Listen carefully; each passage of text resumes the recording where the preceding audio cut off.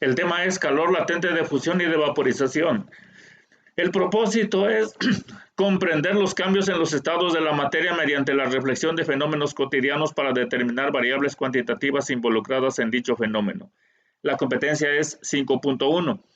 Y como actividad preliminar, en tu portafolio o tu cuaderno vas a redactar los conocimientos sobre los estados de la materia y qué relación tienen con el calor.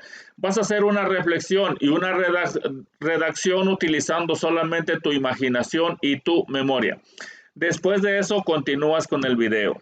Bien, después de haber hecho tu reflexión, vamos con el contenido declarativo. Tú estarás de acuerdo que en tu entorno existen diferentes materiales, algunos de ellos son sólidos, otros son gases, otros son líquidos. La mesa donde te encuentras, o la silla, o tu celular, o tu computadora se encuentra en la fase sólida. Quizás cerca de ahí está un garrafón con agua, ahí tendríamos un material en la fase líquida. Y a tu alrededor se encuentra aire, una gran cantidad de aire. Entonces, esto está en la fase gaseosa. Esas son las formas en que puedes encontrar la materia en tu entorno. Ahora, algo que te debe quedar muy claro también es de que esta materia puede estar en diferentes fases dependiendo de la temperatura. Ahí tenemos un ejemplo, tenemos un pequeño cubo de hielo. Si le agregamos calor, vamos a tener un líquido. Y si le agregamos más calor, vamos a tener un gas. O también, si tenemos un gas y le quitamos calor, se va a convertir en líquido. Y si le quitamos más calor, se va a convertir en sólido. Todo mediante los siguientes procesos. De sólido a líquido se le llama fusión. De líquido a vapor se llama vaporización. De vapor a líquido se llama condensación. De líquido a sólido se le llama solidificación. Y desde sólido hasta gas, sin pasar por el líquido, se le llama sublimación. Y del gas a sólido, sin pasar por el líquido, se le llama sublimación inversa. Entonces, estos son los cambios de estado de la materia. Pero el propósito de hoy es que conozcas qué es el calor latente, de fusión o de vaporización. Primero, te comento que latente, calor latente significa oculto, que no se nota. Vamos a definirlo. Dice calor latente de vaporización es el calor requerido para convertir el líquido en vapor sin aumentar su temperatura. Por ejemplo, tenemos agua a 100 grados centígrados. Si tenemos agua a 100 grados centígrados, le aplicaremos una cierta cantidad de calor. Con esta cantidad de calor, lo que va a ocurrir es que el agua que está a 100 grados centígrados o Celsius ya no va a aumentar su temperatura, sino que de estar líquido se va a convertir en vapor. Va a ser agua a 100 grados Celsius, se convierte en vapor a 100 grados Celsius. Es decir, aunque se le agregó calor, pero no aumentó la temperatura del agua. Todo ese calor se utilizó para convertirlo en vapor. Por eso se le llama calor latente, que está oculto, que no se nota porque no hubo un aumento de temperatura. Otro concepto, calor latente de vaporización. Es el calor requerido para convertir el líquido en vapor. El líquido en vapor sin aumentar la temperatura. Sin aumentar la temperatura. Para determinar el calor latente de vaporización, se utiliza esta ecuación, donde Q es la cantidad de calor necesario. L subíndice B es el calor latente de vaporización. El calor latente de vaporización se puede obtener de una tabla y M es la masa de la sustancia. Entonces, si queremos determinar la cantidad de calor para convertir cierta masa a gas, entonces utilizamos esta fórmula. Luego, el calor latente de fusión. El calor latente de fusión es el calor necesario para que un sólido pase al estado líquido sin aumentar la temperatura y se convierte de manera semejante a la anterior, se obtiene con esta ecuación.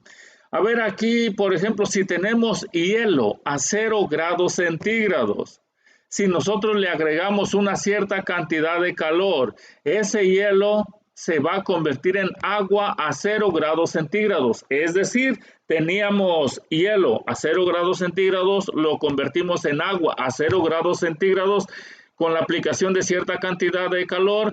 Este calor se le llama calor latente porque no aumentó la temperatura del hielo o del agua, sino que todo ese calor se utilizó para convertirlo en líquido. Por eso se llama calor latente de fusión y se determina con esta fórmula. Luego tenemos una tabla donde se muestra el calor latente de fusión de algunos materiales. Y también tenemos una tabla donde se resume de manera simple el punto de fusión, calor de fusión y otros conceptos. Entonces, para determinar o resolver problemas que involucran cambios de estado, podemos utilizar una gráfica. Vamos a suponer, por ejemplo, que tenemos una cierta cantidad de agua a menos 20 grados centígrados y lo queremos llevar hasta una temperatura X, pero más de 100 grados centígrados. El procedimiento sería el siguiente.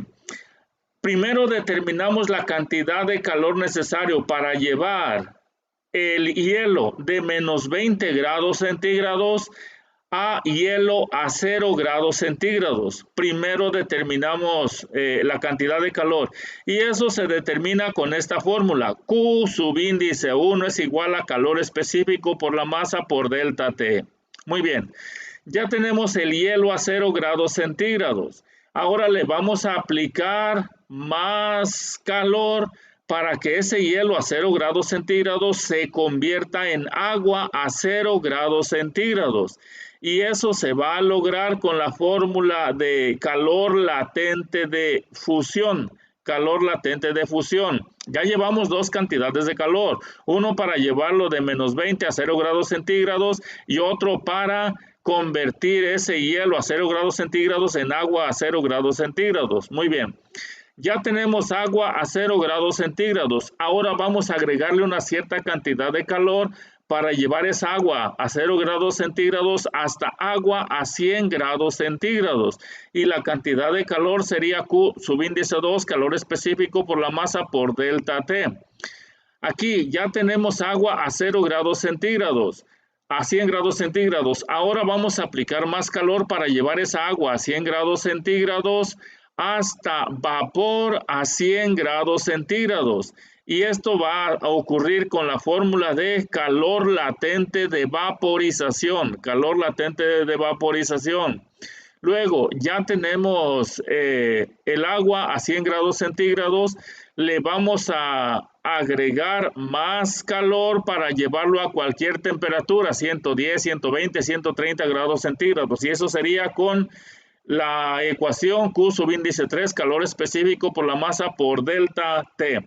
Finalmente se suman todas las cantidades de calor y será la cantidad de calor que necesitamos para llevarlo desde menos 20 grados centígrados hasta más de 100 grados centígrados. Por ejemplo, aquí tenemos una fórmula. Se tiene 250 gramos de hielo a menos 40 grados centígrados. Se quiere llevar a vapor a 130 grados centígrados. Vamos a realizar cada uno de estos pasos. Elaborar la gráfica que nos mostrará las fases que se deben pasar para llegar al estado y temperatura propuesta.